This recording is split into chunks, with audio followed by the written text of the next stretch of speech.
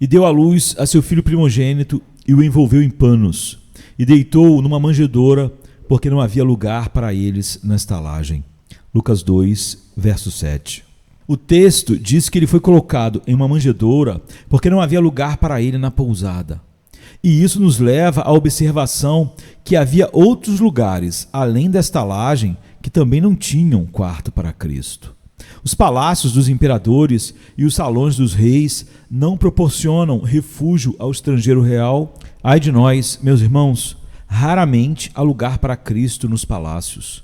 Como os reis da terra poderiam receber o Senhor? Ele é o príncipe da paz e eles se deleitam na guerra. Ele quebra seus arcos e corta suas lanças. Ele queimou seus carros de guerra no fogo. Como os reis poderiam aceitar o humilde Salvador? Eles amam a grandeza e a pompa, e ele é todo simplicidade e mansidão. Ele é filho do carpinteiro e companheiro do pescador. Como os príncipes podem encontrar espaço para o monarca recém-nascido? Porque ele nos ensina a fazer aos outros o que gostaríamos que eles fizessem a nós. Isso é algo que os reis achariam muito difícil de conciliar com os truques patifes da política e os desígnios gananciosos da ambição. Ó grandes da terra, estou pouco surpreso de que, em meio às suas glórias e prazeres, e guerras e conselhos, vocês se esqueçam do ungido e expulsem o Senhor de todos. Não há lugar para Cristo com os reis. Olhe para os reinos da terra agora, e com aqui e ali uma exceção ainda é verdade. Os reis da terra se levantam e os governantes tomam conselho juntos contra o Senhor e contra o seu ungido, como diz a palavra de Deus. No céu, veremos aqui e ali um monarca, mas com poucos. Não muitos grandes homens segundo a carne, nem muitos poderosos são escolhidos, diz o apóstolo Paulo. Câmaras de estado, gabinetes, salas do trono e palácios reais são tão pouco frequentados por Cristo quanto as selvas e pântanos da Índia pelo viajante cauteloso. Ele frequenta cabanas com muito mais frequência do que residências reais, pois não há lugar para Jesus Cristo em salões reais. Como dizem os versos, quando o Eterno curva os céus para visitar as coisas terrenas, com desdém divino, ele desvia seus olhos das torres de reis orgulhosos. Ele manda sua carruagem maravilhosa rolar muito para baixo dos céus, para visitar cada alma humilde com prazer em seus olhos. Mas havia senadores, havia fóruns de discussão política, havia os lugares onde os representantes do povo faziam as leis. Não havia lugar para Cristo ali. Ai de nós, meus irmãos, nenhum. E até hoje há muito pouco espaço para Cristo nos parlamentos. Quão raramente o evangelho é reconhecido pelos políticos. É claro que uma religião de Estado, se consentir em ser uma coisa pobre, eles aceitam, domesticada e impotente. Um leão com seus dentes todos puxados, quebrados, sua juba toda raspada e suas garras todas arrancadas. Sim, isso pode ser reconhecido, mas o verdadeiro Cristo e aqueles que o seguem e ousam obedecer às suas leis numa geração má, que espaço há para eles? Cristo e seu evangelho, isso é sectarismo e dificilmente é digno de nota de desprezo. Quem implora por Jesus no Senado, na Câmara? Não é o seu evangelho, sob o seu nome de sectarismo, o grande terror de todas as partes?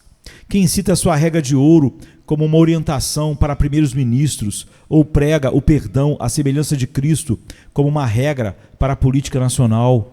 Um ou dois lhe darão uma boa palavra, mas se for posto à votação se o Senhor Jesus deve ser obedecido ou não, demorará muitos dias até que os sim apareçam e não vão aparecer jamais.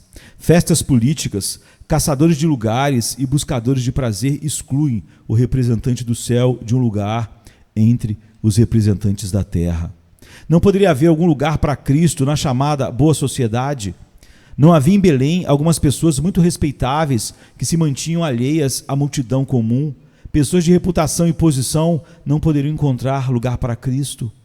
Queridos, é muito verdade que não há lugar para ele no que é chamado de boa sociedade. Há espaço para todas as pequenas formas tolas pelas quais os homens optam por se atropelar e destruir. Espaço para as vãs sutilezas da etiqueta. Espaço para conversas frívolas. Espaço para a adoração do corpo. Há espaço para estabelecer isso e aquilo como o ídolo da hora, mas há muito pouco espaço para Cristo. Está longe de ser moda seguir plenamente o Senhor. O advento de Cristo seria a última coisa que a sociedade alegre, entre aspas, desejaria. A simples menção do seu nome nos lábios de nossa cultura causaria uma sensação estranha. Se você começar a falar sobre as coisas de Cristo em muitos círculos, será tabu imediatamente. Nunca mais vou convidar aquele homem para ir à minha casa, dizia fulano. Se ele deve trazer seu evangelho e sua religião com ele. Loucura e elegância, classe e honra, joias e purpurina, frivolidade e moda, todos relatam que não há lugar para Jesus em suas moradas. Mas não há lugar para ele no bolso? Ele não pode ser levado aos mercados de comércio, ao negócio, ao banco? Aqui estão os lojistas de uma noção que mantém lojas e negócios. Não há lugar para Cristo aqui? Ah, queridos amigos, quão poucos do espírito, da vida e da doutrina de Cristo pode ser encontrado no mundo dos negócios. O comerciante acha inconveniente ser muito escrupuloso. O comerciante muitas vezes descobre que, se quiser fazer fortuna, deve quebrar sua consciência. Quantos há? Bem, não direi que contam mentiras diretamente, mas ainda assim é melhor dizer isso claramente, eles mentem indiretamente com cinismo. Quem não sabe, enquanto cavalga, que deve haver muitos mentirosos no borbulhar do mundo de negócios de Londres, pois quase todas as casas que você vê são a casa mais barata de Londres, o lugar e o bairro melhor de Londres, o que dificilmente pode ser. Certeza de que nem todos podem ser os mais baratos, nem todos os bairros tão bons. Que prática afiada alguns praticam, que ostentação e falsidade, que astúcia e prestidigitação. E cada área de negócio faz o mesmo. Que desgraças e maldições meu mestre pronunciaria sobre alguns de vocês se olhasse pela vitrine de suas lojas ou se ficasse atrás de seus balcões. Falências, burlas e fraudes são tão abundantes que, em muitos casos, não há lugar para Jesus no mundo dos negócios, no mercado, na loja ou no banco. Depois há as escolas dos filósofos. Com certeza elas nele se concentrarão. Os sábios encontrarão nele a sabedoria encarnada. Ele, que como um jovem se tornará professor de doutores, que se sentarão e lhe farão perguntas e receberão suas respostas. Certamente encontrará lugar imediatamente entre os sábios gregos, e homens de bom senso e perspicácia o honrarão. Espaço para ele, Sócrates e Platão, estoicos e epicuristas cedem alegremente, e vocês, mestres de Israel, desocupem seus lugares, se não houver lugar para essa criança, sem que você vá. Saia. Devemos tê-lo nas escolas de filosofia, se colocarmos todos vocês para fora. Mas não, queridos. Não, amigos. Não é assim. Há muito pouco espaço para Cristo nas faculdades e universidades.